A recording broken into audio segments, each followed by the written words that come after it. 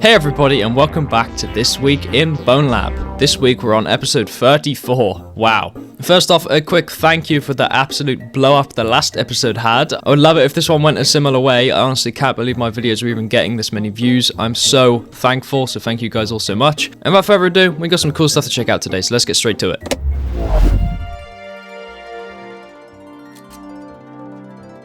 Here we have Pianta Village from Mario Sunshine by Goobler. It's not very often that we get Nintendo themed mods, and because I'm such a large Nintendo fan, it's always an absolute treat to see some of these. This is a direct port of the nighttime version of the map from the game, and it even has custom enemy placements. If I remember correctly, these enemies are placed based on where NPCs would be in the actual game. I can't remember for certain. But the map also comes with the music and a bunch of really thick fog, which makes it look like how it does in the game. It's a really good port. I would love to see more maps from Sunshine or other games like Galaxy to be ported into the game, because oh my god, those games are just too good. The map even has the entire underside, which Mario can cross by grabbing the ceiling, and they even made it so you can grip all of these surfaces, so you can actually climb across the bottom of the map like Mario. Why don't we check out our next mod here? This is the PX4 pistol by Hindrigo. This is a singular pistol mod of a pistol that has custom sound effects, and is pretty satisfying to use.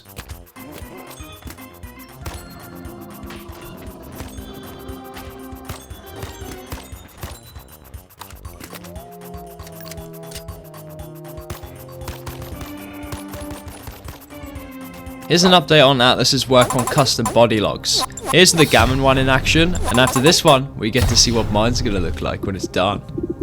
What do you think of my custom sound effects I made for it?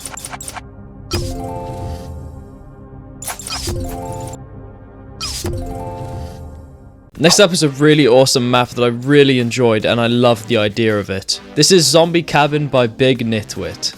Modders always choose the best names, don't they? Think of this map as like a new reskin for Zombie Warehouse or something like Bone Z. Basically, when you walk in the house, you're armed with a bunch of different weapons and a bunch of stuff at your disposal, and after a short time limit, zombies will start spawning from all angles outside trying to break into your house. They supply overboard guns so you can board off walls and stuff, as the zombies will relentlessly break through from all angles. It keeps you on your toes constantly. When I first saw the map, I thought it would just be a simple sandbox, but to my surprise, all of my dreams came true, and it's actually an endless survival where zombies attack you from all angles. This is the type of stuff I've been wanting in Bonelab for so long, and this map is amazing at it. Because on top of its functionality, the map also just looks brilliant. It's fun trying to keep Ford out of harm's way and also keep him alive. And I don't know if I'm tripping, but the zombies were genuinely relentless in this map. Like, for some reason, they swung around the corners really fast, and a lot faster than usual, which honestly terrified me. Is this a patch 4 change? Did they become better at going around corners or something? I don't know. But either way, this map is a lot of fun. I love defending this house, and the board gun is just always fun to mess with. It's basically just like having another survival mode in the game, which is awesome. Here's a look at KNCP's first map. It's got a very nice Bonelab MythOS kind of aesthetic, and so far looks quite pretty. I'm excited to see more come out of this mod.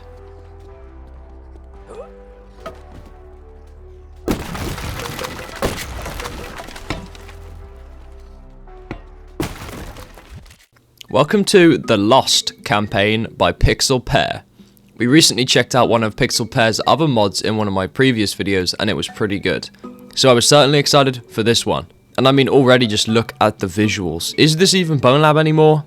This map has you strolling through the woods with a bunch of rocks on all angles covering you as you squeeze through to find different abandoned houses. These houses actually have zombies in them. A very weird and surreal aesthetic that I really like. As you venture deeper and deeper into the rocky woods, you find more and more weird stuff. Pixel Pear is also a master at using plywood to cover up different entrances, so you knock the entrance down to immediately see what's in front of you. I don't know why, but I really like this. I've noticed that it's been a very long while since I've actually been outside like this in a map. A lot of the maps we've been playing recently have been contained within MythOS walls. This one's very outdoors, and I like it. Well, at least for now.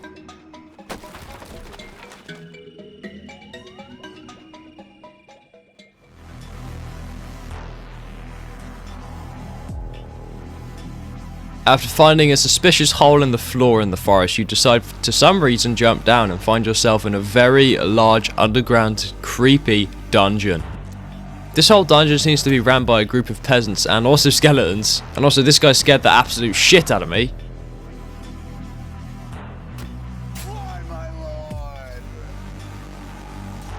And so we begin our escape out of the dungeon. Let's get out of here. The new arm system really does fuck me up sometimes. It felt like this dungeon was endless. I got caught up exploring it for so long without even realizing. The lighting and the textures on the wall is also brilliant. And later on in the level you can find this absolute weapon stash. Get whatever you want.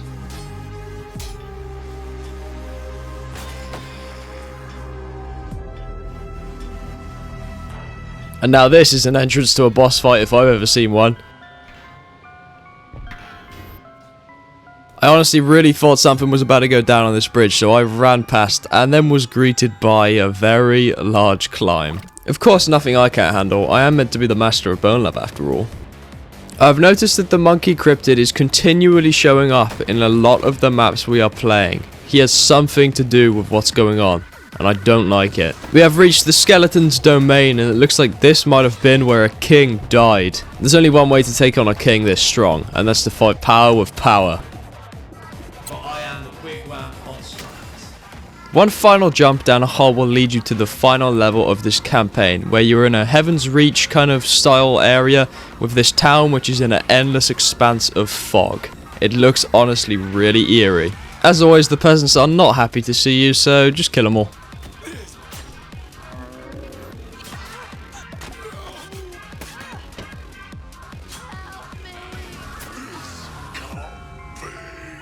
And then after all that, we have the end of the map. When you jump down this hole, it takes you directly to the Bonelab main menu, which is super cool.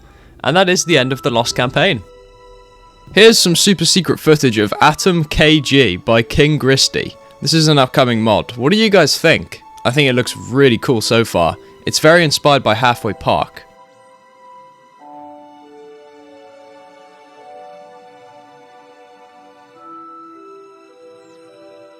Welcome to MythOS Nebulae by Sam T.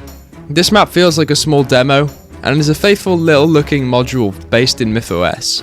This room reminds me a lot of the museum.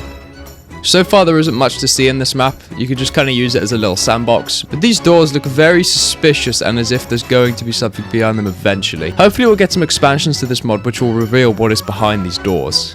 While we're here, why don't we check out our next mod, the Jimmy with Gloves mod by Eureka Tractor. This is an avatar pack which includes multiple different Jimmies which have shirt variants and jacket variants that also have cool little coloured gloves on. You can whack these fingerless gloves on any base avatar and they will look 10 times more gangster. I really like what these Jimmy ones look like. A perfect avatar to test a weapon with. This is the AKS-74U by Stupid Idiot. This is an AK that has a built-in foregrip at the front, and also a custom muzzle flash. It's quite a satisfying weapon.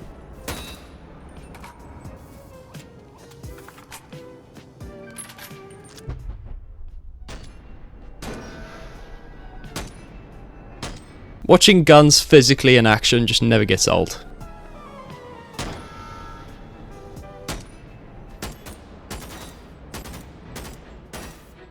Welcome to StarWars Venator by Void Edge. This map is those iconic Star Wars hallways, and it surprised me by placing a few of these droids around.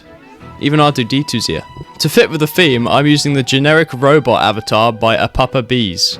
This avatar is a simple white robot, with some nice looking hands. If you're a fan of robots, you'll be a fan of this avatar. So why don't we do the impossible and become the first droid Jedi, by using the work in progress lightsabers by Emil. Although my attempts were not very successful at all.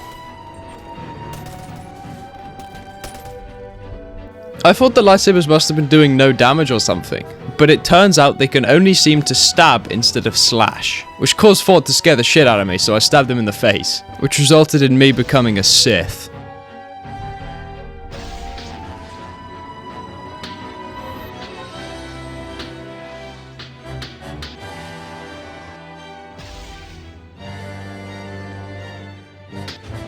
And to finish the episode off, we get to have our try at the Voidtech TacTrial. If you watched the last video, you will know that we saw a sneak peek video at this map. Well, it is now out, and trust me, it's one of the most chaotic TacTrials out there. You're going to want to give it a try. It's also extremely difficult. I had to reset about 5 different times, and I've got to be honest, I didn't actually finish it legit. Can you guys finish this entire thing without dying? That's my challenge for you guys this week. Ceiling vents which drop zombies on top of you. This is just insane. There isn't another TacTrial like this. I've never seen so many enemies in one level. And the funny thing is that this is one of the best running maps I've played of recent time.